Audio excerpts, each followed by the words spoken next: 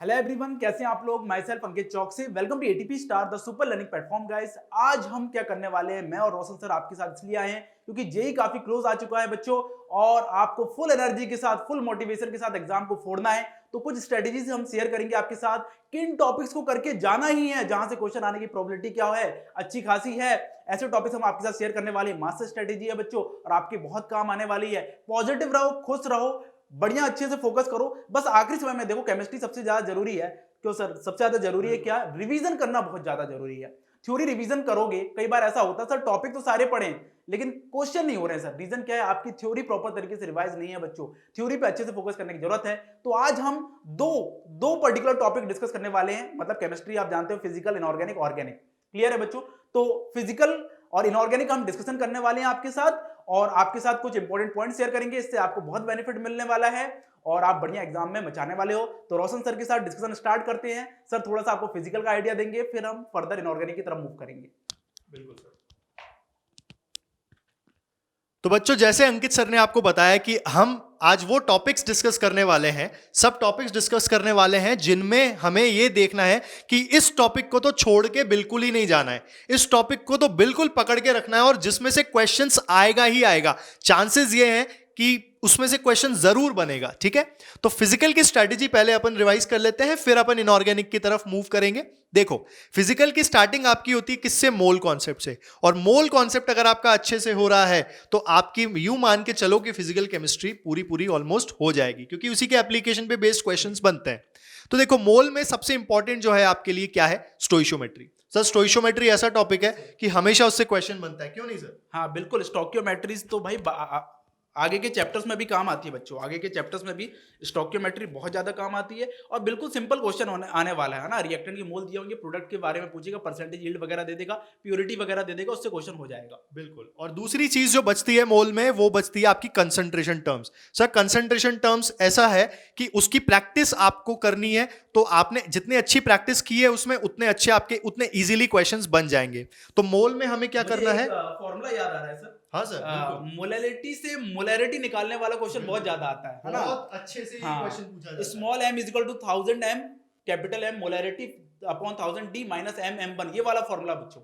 बहुत ज्यादा ऐसे क्वेश्चन हर बार मैं देख रहा हूँ, किसी ना किसी साइड पे आ ही जा रहा है क्वेश्चन। बिल्कुल सर। तो ये इंपॉर्टेंट, जैसे अंकित सर ने आपको बताया अभी, ठीक है, हो सकता है इससे क्वेश्चन ही आ जाए आपका एग्जाम में। तो ये काफी इंपॉर्टेंट पार्ट है। कंसंट्रेशन टर्म और स्टोइशियोमेट्री को अच्छे से पढ़ के जाएं। नेक्स्ट अपना टॉपिक आता है sir atomic structure. Atomic structure को देखते हैं तो एटॉमिक स्ट्रक्चर को देख के ऐसा लगता है कि यार इसमें से क्या क्वेश्चन आ सकता है। इसको बेसिकली आप तीन पार्ट में देख लो। पहला आपका बोहर मॉडल है, ठीक है, फिर आपका वेव मैकेनिकल मॉडल है, फिर आपके क्वांटम नंबर्स हैं। तो इन तीनों पार्ट को अच्छे से करके जाओ। वेव मैकेनिकल मॉडल से पहले जो बोहर मॉडल आएगा, बोहर मॉडल में आप एनर्जी, रेडियस, वेलोसिटी के क्वेश्चंस देखो। रेडियस, वेलोसिटी, एनर्जी का रिलेशन देखो। बेसिकली इनसे बेस्ड क्वेश्चंस आपसे पूछ सकता है, स्पेक्ट्रम पे बेस्ड क्वेश्चन पूछ सकता है। और जहां तक मुझे लग रहा है कि सर क्वांटम नंबर से क्वेश्चन जरूर आ सकता है। क्वांटम नंबर्स अच्छे से करके जाना। अगर आपको लास्ट मिनट स्ट्रेटेजी कोई चाहिए एटॉमिक स्ट्रक्चर में, तो क्वांटम नंबर्स अच्छे से पढ़ के जाओ। नेक्स्ट अपना आता है सर केमिकल इक्विलिब्रियम, है ना। एटॉमिक स्ट्रक्चर में एक पॉइंट और जोड़ना चाह रहा हूँ सर, फॉर्मूला की लिस्ट बहुत ज्यादा जरूरी है। बिल्कुल, फॉर्मूला बहुत मेंटेन करके चलो। जैसे वेवलेंथ ऑफ इलेक्ट्रॉन पूछ लेगा, एंगस्ट्रॉम में निकालने का फॉर्मूला होता है √150/v। बिल्कुल, इस फॉर्मूले से डायरेक्टली क्वेश्चन आते हैं, समझ रहे हो। और क्वांटम नंबर से तो क्वेश्चन बहुत ही ज्यादा पूछे जाते हैं। तो इस पोर्शन को स्ट्रॉन्ग कर लो, बाकी सर ने बता दिया। अब सर केमिकल इक्विलिब्रियम के बारे में थोड़ा सा आइडिया देंगे। देखो, केमिकल इक्विलिब्रियम वैसे तो छोटा सा चैप्टर है, उसमें डिग्री ऑफ डिसोसिएशन, केपी केसी का रिलेशन, ठीक है, आपसे इस टाइप के क्वेश्चन पूछ सकता है। इससे ज्यादा बाहर क्वेश्चन इक्विलिब्रियम से सर मेरे हिसाब से तो नहीं आएगा, ठीक है। तो आप केपी की कैलकुलेशन, केसी की कैलकुलेशन, इनको अच्छे से, डिग्री ऑफ डिसोसिएशन को अच्छे से समझ ले, जो कि आपके आगे आने वाले चैप्टर आयनिक इक्विलिब्रियम में भी काम आएगा। अब आयनिक इक्विलिब्रियम में क्या है? देखो, आयनिक इक्विलिब्रियम का अगर मैं समरी करूं, अगर मैं बोलूं एक वर्ड में आयनिक इक्विलिब्रियम को समराइज करूं, तो क्या है? सबका पीएच निकालना है। जो भी आपको दे रखा है उसको पानी में डाल दो, उसका पीएच निकालना है। सॉल्ट दिया हुआ है तो हाइड्रोलाइसिस, ठीक है। सॉल्ट और वीक एसिड, वीक बेस दे दिया तो बफर, ठीक है। स्ट्रॉन्ग एसिड या वीक एसिड दे दिया तो आपके H+ का कैलकुलेशन और OH- का कैलकुलेशन। तो कंसेंट्रेशन, पीएच और ये सब कैलकुलेशन। अगर आपको इसमें से देखना हो जो सबसे इंपॉर्टेंट टॉपिक हो, तो आप सॉल्युबिलिटी और बफर और सॉल्ट हाइड्रोलाइसिस, इन तीनों को कमांड करके जाइए। स्पेरिंगली सॉल्युबल सॉल्ट वाला Sparingly कॉन्सेप्ट soluble बहुत salt ज्यादा वाला, पूछा जाता है solubility वाला part। सॉल्युबिलिटी वाला पार्ट आयनिक में छोड़ के बिल्कुल मत जाना, अच्छी खासी प्रोबेबिलिटी है क्वेश्चन आने की, है ना। और यहाँ पे भी सर फॉर्मूले की लिस्ट बना लेते हैं, बिल्कुल। है कि नहीं। सीधी सी बात है, बहुत सिंपल सिंपल फॉर्मूलाज है यार, बहुत सिंपल फॉर्मूलाज है। डायरेक्टली फॉर्मूला क्या करोगे, आप अप्लाई करोगे, सीधा नंबर 4 आने वाले हैं। ये बात दिमाग क्लियर में रखो, है ना। अपने फॉर्मूले की लिस्ट प्रॉपर तरीके से मेंटेन करो, उसको रिवाइज करते चलो। ठीक है सर, अगले चैप्टर की तरफ मूव करते हैं। बिल्कुल। अब आपका गैसियस स्टेट है, जैसे तो गैसियस स्टेट में आप देखो कि आपके आइडियल गैस, जैसे गैस लॉज है, गैस लॉज को ज्यादा टाइम मत दो, बस आप याद रखो कि क्या है क्या है। क्वेश्चन आने के चांसेस आपके हैं, जैसे ग्राहम्स लॉ हो गया सर, ग्राहम्स लॉ से क्वेश्चन आने के बहुत अच्छे अच्छे चांसेस हैं। ठीक है, आपके केटीजी में से पूछ लेगा, आरएमएस, ठीक है, मोस्ट प्रोबेबल, ठीक है, इन सब में से क्वेश्चन पूछ लेगा। ठीक है, और डिफ्यूजन हो गया आपका उसमें। ठीक है, आपको पीवी इक्वल टू एनआरटी की इक्वेशन में से डेंसिटी पूछ लेगा, डेंसिटी देके मास पूछ लेगा गैस का। ठीक है, इस तरीके के क्वेश्चंस आपसे पूछ सकता है। क्यों सर, आपको क्या लगता है इसमें? बिल्कुल, जैसे पीवी इक्वल टू एनआरटी में इस तरीके से खेलता है कि भाई गैस लीक कर रही थी, इतने मोल लीक कर गए, कोई एक क्वांटिटी कांस्टेंट रहेगी, वॉल्यूम प्रेशर में क्या फर्क पड़ेगा वो पूछ लेगा, इस टाइप के क्वेश्चन। हाँ, बैरोमीटर प्रॉब्लम वगैरह ये सब पूछ सकता है। तो यही है गैसी स्टेट में, है ना। ये सब चीजें अच्छे से कर लो। और रियल गैस, हाँ, रियल गैस से क्वेश्चन पूछे जाते हैं, और स्टेटमेंट वाले क्वेश्चन बहुत ज्यादा पूछे जाते हैं वहां से। तो उन क्वेश्चन पे फोकस करना बहुत ज्यादा जरूरी है।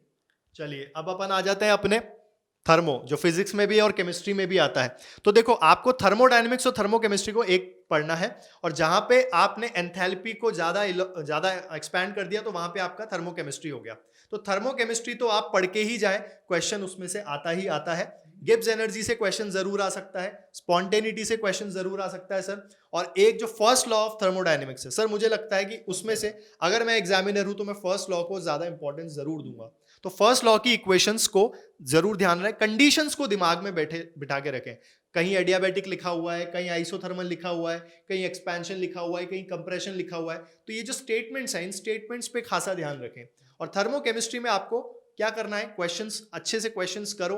ठीक है, आप इक्का दुक्का दो तीन क्वेश्चंस हर heat of formation, heat of atomization, ठीक है, हीट ऑफ न्यूट्रलाइजेशन, इन टॉपिक्स में दो क्वेश्चन, तीन क्वेश्चन करते चलो। आपकी प्रैक्टिस चाहिए, उसमें ज्यादा इंपॉर्टेंट आपकी प्रैक्टिस है।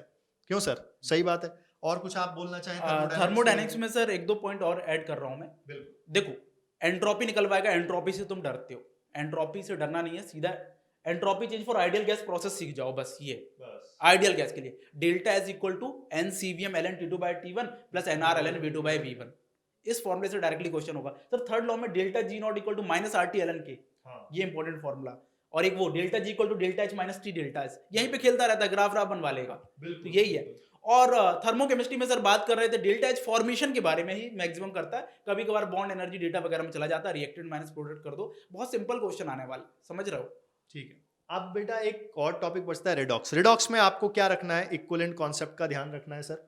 इक्विवेलेंट कॉन्सेप्ट से क्वेश्चन जरूर आ सकता है रेडॉक्स में। ठीक है, और बैलेंसिंग के क्वेश्चन कैसे आएगा, आपको सब्जेक्टिव एग्जाम तो है नहीं, तो बैलेंसिंग तो देगा नहीं, वो कोफिशिएंट पूछ लेगा। ठीक है, तो यहाँ पे आपको ध्यान रखना है कि बैलेंसिंग आनी बहुत जरूरी है। तो बैलेंसिंग और आपके इक्विवेलेंट कॉन्सेप्ट में से रेडॉक्स में से क्वेश्चन आ सकता है, दैट्स इट। उससे बहुत बेसिक क्वेश्चन आता है, तो उसमें आपको डिटेल में जाना नहीं है। अब अपन 12th के टॉपिक्स की तरफ आते हैं। बढ़ते ही आपका सॉलिड स्टेट आएगा। सॉलिड स्टेट में आप लिमिटिंग रेडियस रेशियो और डेंसिटी की इक्वेशंस को ध्यान में रखें। वो वैल्यूज जो हैं, जैसे 0.414732 के बीच में कौन सा अवॉइड है, तो किस टाइप का वहां पर फॉर्मेशन होगा सॉलिड का, तो उन चीज़ों को आपको ध्यान रखना है। प्लस आपको ये भी ध्यान रखना है कि डेंसिटी की इक्वेशन क्या है। ठीक, बस आप ये दो टॉपिक उस पर फोकस करें, उनके क्वेश्चंस प्रैक्टिस करें, और आपका सॉलिड स्टेट कंप्लीट हो जाएगा। क्यों सर? सॉलिड स्टेट में सर उस टाइप के क्वेश्चंस आते हैं ना, जैसे ए जा रहा है एफसीसी बना रहा है, बी जा रहा है ऑल्टरनेट टेट्राहेड्रल वॉइड में, सी जा रहा है 1/4 ऑक्टाहेड्रल वॉइड में, फार्मूला ऑफ यूनिट बताओ, डेंसिटी पूछ लेगा, पैकिंग फ्रैक्शन पूछ लेगा। इस टाइप के बेसिक क्वेश्चन, थोड़ा बहुत डिफेक्ट के बारे में आइडिया होना चाहिए सॉलिड स्टेट में। तो बस यही है, ज्यादा बड़ा चैप्टर नहीं है सॉलिड स्टेट। बिल्कुल। अगला आपका लिक्विड सॉल्यूशन आता है। लिक्विड सॉल्यूशन में रॉल्ट लॉ देख लो, कॉलिगेटिव प्रॉपर्टीज, वांट ऑफ का कैलकुलेशन। अगर हम मोटा मोटा समराइज करें तो ये 3 टॉपिक हमारा लिक्विड सॉल्यूशन में से होते हैं। तो अपन अभी बोल सकते हैं 5-6 फॉर्मूले। राउट लॉ में तुम्हारा pressure of solution equal to P naught A X A plus P naught B X B, और वो वाई वाला relation Y equal to P naught A X A upon pressure of solution, Y B equal to P naught B X B upon pressure of solution. फिर आ जाते हैं सीधे colligative property में, वहां पे अपना delta T V equal to I K B into M, delta T F equal to I K F into M, pi equal to I C R T, और R L B P mole fraction of solute. यहीं से question आना है। और positive negative deviation के examples, बिल्कुल उनको हाँ याद रखना है ना, positive negative direct direction. Question आ जाता है हाँ, हमसे कभी-कभी। और वो एनसीईआरटी में स्टार्टिंग में एक टेबल दी हुई है, किस बिल्कुल। टाइप का सॉल्यूशन बिल्कुल। है ना, सॉल्यूट कौन है, सॉल्वेंट कौन है, वो वाला क्वेश्चन। बिल्कुल सर। अब काइनेटिक्स की तरफ बढ़ते हैं। काइनेटिक्स को मोटा-मोटा अगर अपन डिवाइड करें तो sir zero order, first order के क्वेश्चंस देखे गए हैं कि आपके जीरो ऑर्डर, फर्स्ट ऑर्डर के क्वेश्चंस पूछता है। कोलिजन थ्योरी में से क्वेश्चन के चांसेस हैं, but zero order, first order और उनके हाफ लाइफ का रिलेशन सर, ठीक है, कैसे आप निकालोगे कि 25% में इतना हो रहा है तो टाइम बताओ कि 75% में कितना होगा। आपसे यूनिट भी पूछ सकता है वो, कि आपको के का इक्वेशन लिख देगा, वो लिख देगा, बेसिकली आपसे हाफ लाइफ का रिलेशन पूछ लेगा और बता देगा कि ये कौन सा ऑर्डर है, और उस ऑर्डर से आपसे के की यूनिट भी पूछ लेगा। यानी ये चीजें आपस में इंटर रिलेटेड है। तो आप integrated form of zero first order reaction करके जाओ, ठीक है, थोड़ा सा कोलिजन थ्योरी पढ़ के जाओ, अरीनियस वाला कॉन्सेप्ट, अरीनियस इक्वेशन, और आपका केमिकल काइनेटिक्स भी ओवर हो गया। ठीक, सही है सर। इलेक्ट्रोकेमिस्ट्री के बारे में आप बताना चाहेंगे सर कुछ?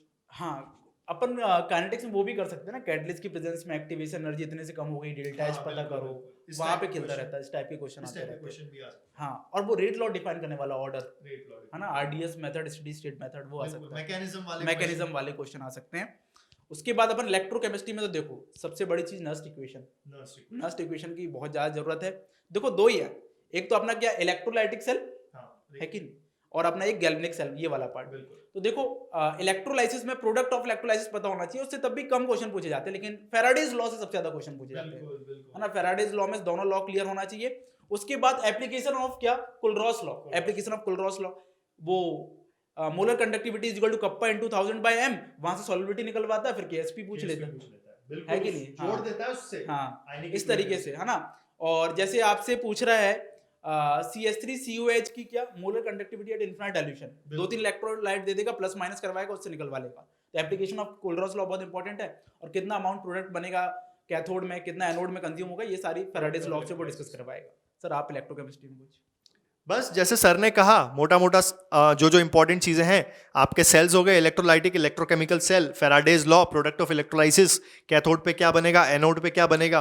अच्छा, एक चीज सर मैंने देखी कुछ सालों में कि एक डेल्टा जी पे बेस्ड क्वेश्चन की एक प्रोसेस है, जैसे स्पॉन्टेनिटी, क्या बोलते हैं, डिस्प्रपोर्शनेशन रिएक्शन दे दी, तो पूछ लिया कि उसका सेल ईएमएफ बताओ, तो वहां पे उस टाइप का क्वेश्चन जरूर आ सकता है। तो एक ई सेल में रिलेशन, तो आप उस टाइप का एक क्वेश्चन जरूर प्रैक्टिस करके जाओ, क्योंकि मोरलेस वो क्वेश्चन सेम ही होते हैं, तो आपको एक क्वेश्चन, दो क्वेश्चन प्रैक्टिस करोगे तो उसमें आपका काम हो जाएगा। ठीक है, अब बचता है सरफेस।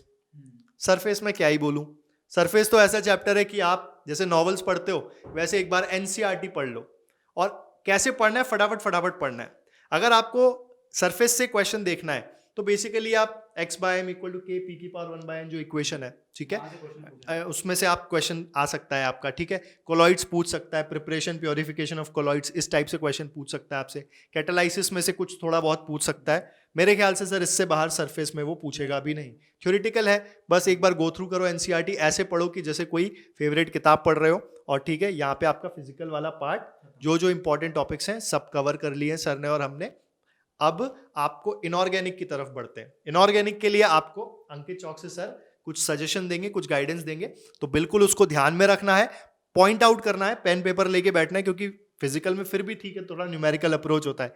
इनऑर्गेनिक बड़ी अच्छी केमिस्ट्री है, कहानी की तरह नरेट होती है इनऑर्गेनिक, तो सर की बातों को अच्छे से ध्यान में रखें। लीजिए सर। देखो अभी मैं बोल रहा था ना कि केमिस्ट्री में रिवीजन बहुत ज्यादा जरूरी है, और सबसे ज्यादा रिवीजन की जरूरत होती है इनऑर्गेनिक केमिस्ट्री में, क्योंकि बहुत सारे फैक्ट्स हैं। अब देखो फैक्ट्स को ना कभी सीधा रट्टा नहीं मारा जाता, यदि कंसेप्ट के थ्रू समझे तो वो चीजें इजीली याद हो जाएगी, है ना। इसलिए तो बोलते हैं, लोग चिल्लाते रहते हैं इनऑर्गेनिक केमिस्ट्री एक्सेप्शन है।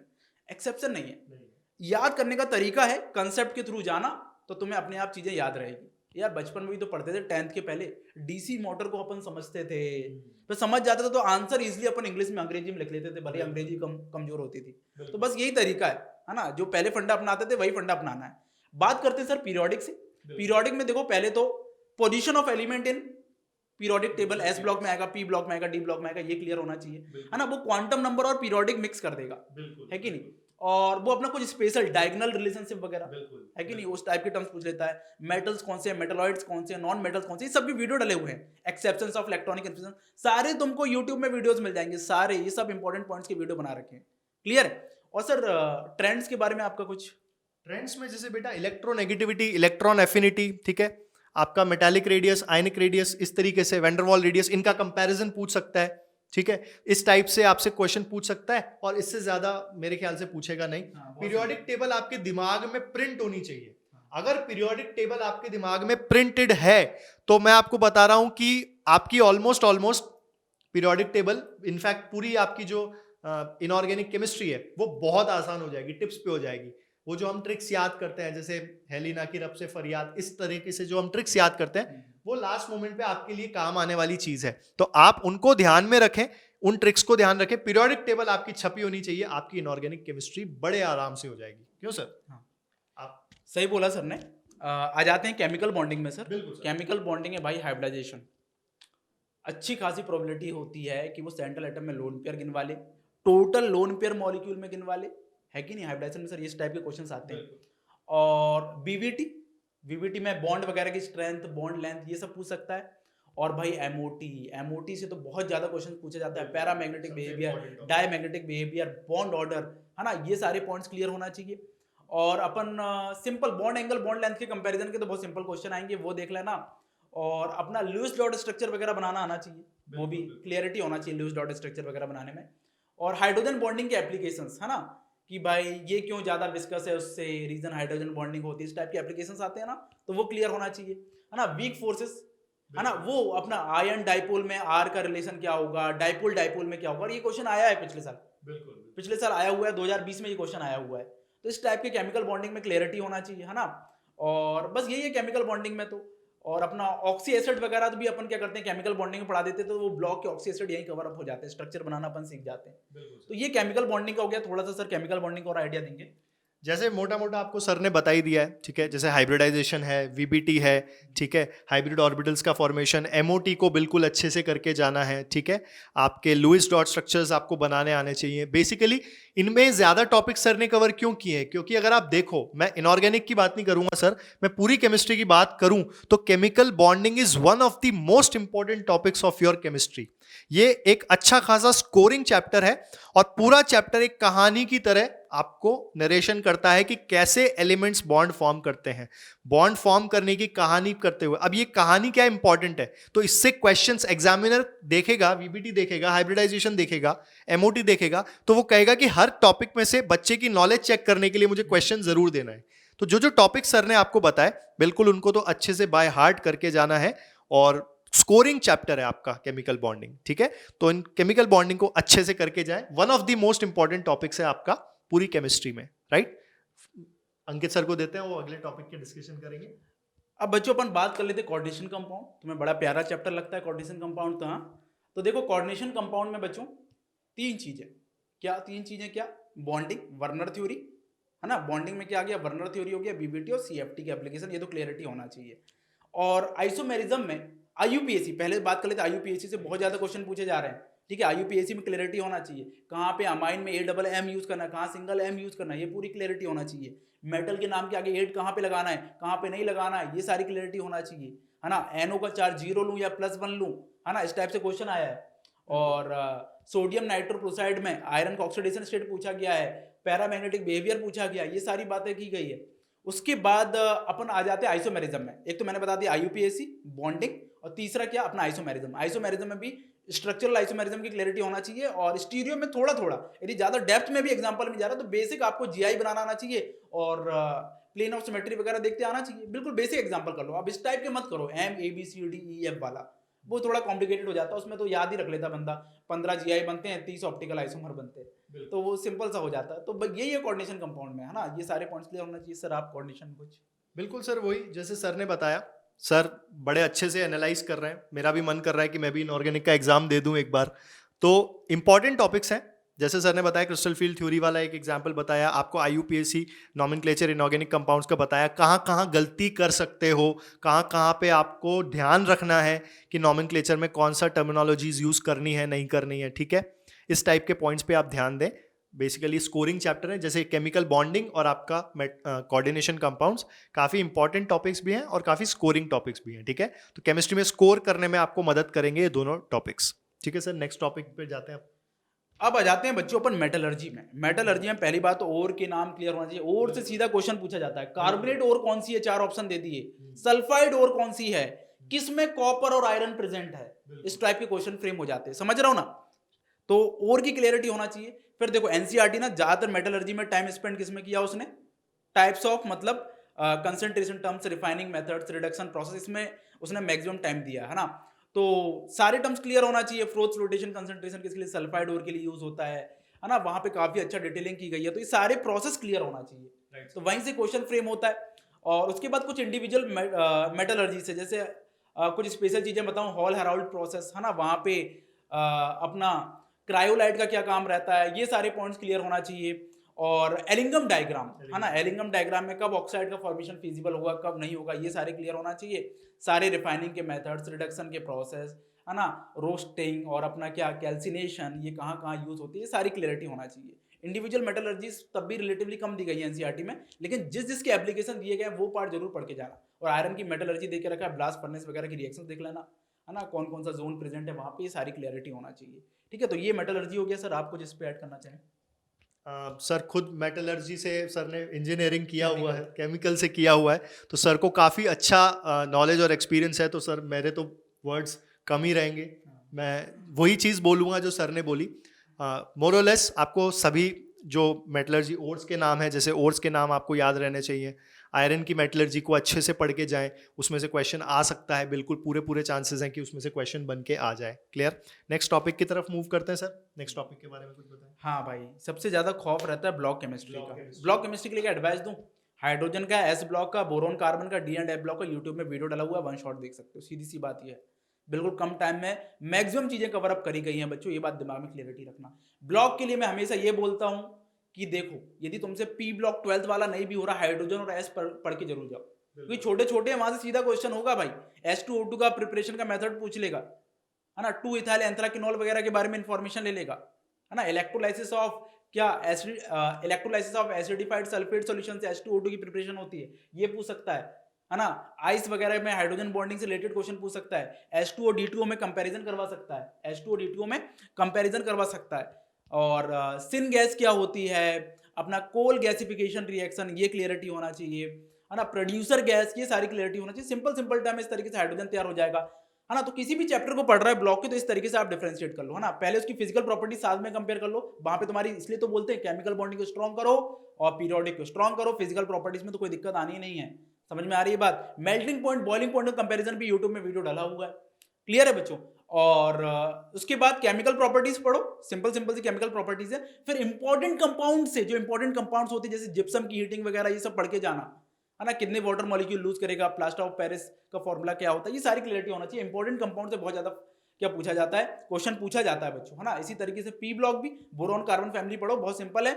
हाँ, लेकिन मैं बार बार कह रहा हूँ, boron family, nitrogen family and oxygen family, ये बहुत ज्यादा इंपॉर्टेंट है, इनको पढ़ना बहुत ज्यादा जरूरी है। Boron, nitrogen, oxygen, P block में। क्लियर है पॉइंट। ठीक है सर, ब्लॉक में आप कुछ और आइडिया। बिल्कुल सर, सफिशिएंट है जो आपने बताया टॉपिक। ये पढ़ के चल जाऊं तो मतलब मुझे लग रहा है कि बच्चा एग्जाम तो क्लियर कर ही देगा। ठीक है, एक अनाउंसमेंट यहाँ पे, जैसे अब बैच लॉन्च कर रहे हैं हम RBC 3.0, ठीक है, जो JEE 2021 के लिए है। ठीक, ये 2 मार्च से स्टार्ट हो रहा है। इसका कॉन्टैक्ट डिटेल्स यहाँ पर दी हुई है, तो आप यहाँ पे डिस्क्रिप्शन बॉक्स में गूगल फॉर्म करके इंक्वायरी कर सकते हैं। ठीक है, तो ये RBC 3.0 बैच है, JEE के लिए है। ठीक, और अब अपन मूव करते हैं सर अपने अपने इंपॉर्टेंट टॉपिक की तरफ, आगे के टॉपिक की तरफ। आप कुछ और कहना चाहेंगे, एक समराइज करना चाहेंगे क्या इनऑर्गेनिक को? तो बस यही है यार, इनऑर्गेनिक में ना अपने नोट्स अच्छे से रिवाइज कर लो, जो तुमने नोट्स बनाए हैं, और वन शॉट वगैरह थोड़ा देख लो तो हेल्प मिल जाएगी।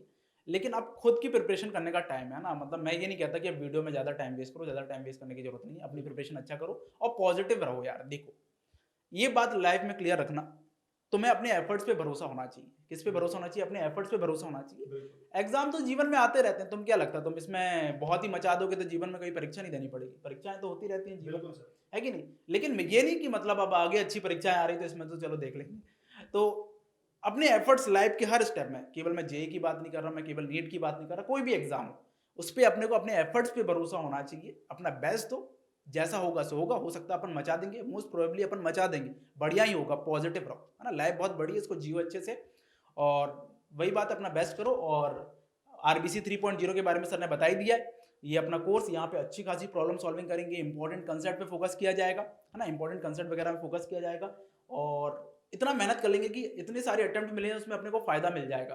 कोई ना कोई एक अटेम्प्ट में तो अपन तगड़ा मचाने वाले, पैसे तो पहले में मचाना है, कोई बात नहीं, सेकंड में और ज्यादा मचाएंगे, तीसरे में और ज्यादा फोड़ देंगे एकदम तरीके से, ठीक है। तो सर फाइनल आप भी कुछ। देखो, लास्ट मिनट प्रिपरेशन के लिए मैं इतना कहूँगा, रिलैक्स रहो, अगर हो सके तो मेडिटेट करो 5 मिनट्स पढ़ाई करने से पहले। एग्जामिनेशन सेंटर में जाते वक्त उससे एक दिन पहले आप कुछ भी पढ़ाई मत करो उस दिन, उससे एक दिन पहले आप रिलैक्स रहो, जो पढ़ा है उसको माइंड में हल्के से रिलैक्स करो, बिल्कुल पैनिक नहीं करना है कि मेरा क्या होगा, क्योंकि आपको एग्जाम के वक्त पेशेंस रहना बहुत ज़रूरी है। उस वक्त आपका माइंड स्टेबल रहना बहुत ज़रूरी है। आपने जो भी पढ़ाई, जो भी मेहनत की है, उसको इम्प्लीमेंट करना है आपको एग्जाम में, आपको क्वेश्चन सॉल्व करने हैं। एग्जामिनर ये नहीं देखेगा कि वाह राजा बेटा आपने मेहनत बहुत अच्छी की है, वो आपके मार्क्स देखेगा। वो मार्क्स कब अच्छे आएंगे? जब आप रिलैक्स रहेंगे। तो अच्छे से रिलैक्स कीजिए, मेडिटेट कीजिए 5 मिनट्स के लिए और एक पॉजिटिव थॉट रखिए। पॉजिटिव थॉट रखिए कि आप सब कुछ कर सकते हो, इंसान के लिए सब पॉसिबल है। और आप जो भी इंडिविजुअल बच्चा ये वीडियो देख रहा है, वो ये जरूर मान के चलना कि आप सब कुछ कर सकते हो। अपने अंदर विल पावर रखो कि आप वो सब कुछ कर सकते हो जो हर कोई कर सकता है। तो ये तो एक छोटा सा कॉम्पिटिटिव एग्जाम है, इसको क्रैक करना कोई बड़ी बात नहीं है। जैसे सर ने कहा, जिंदगी में परीक्षाएं आती रहेंगी, ये परीक्षा लेवल 1, फिर परीक्षा लेवल 2, तो आगे आने वाले टाइम में आपके पास और परीक्षाएं आएंगी। तो ये एक छोटी सी परीक्षा है, अपने माइंड को स्टेबल रखें, रिलैक्स रहें और अपनी प्रिपरेशन पे पूरा भरोसा रखें। और आप सभी को ऑल द वेरी बेस्ट आपके एग्जाम के लिए। And we hope and we know that कि you will excel in your exam और आप बहुत अच्छा प्रिपेयर कर रहे हो और बहुत अच्छा परफॉर्म करोगे। Thank you so very much kids, love you all.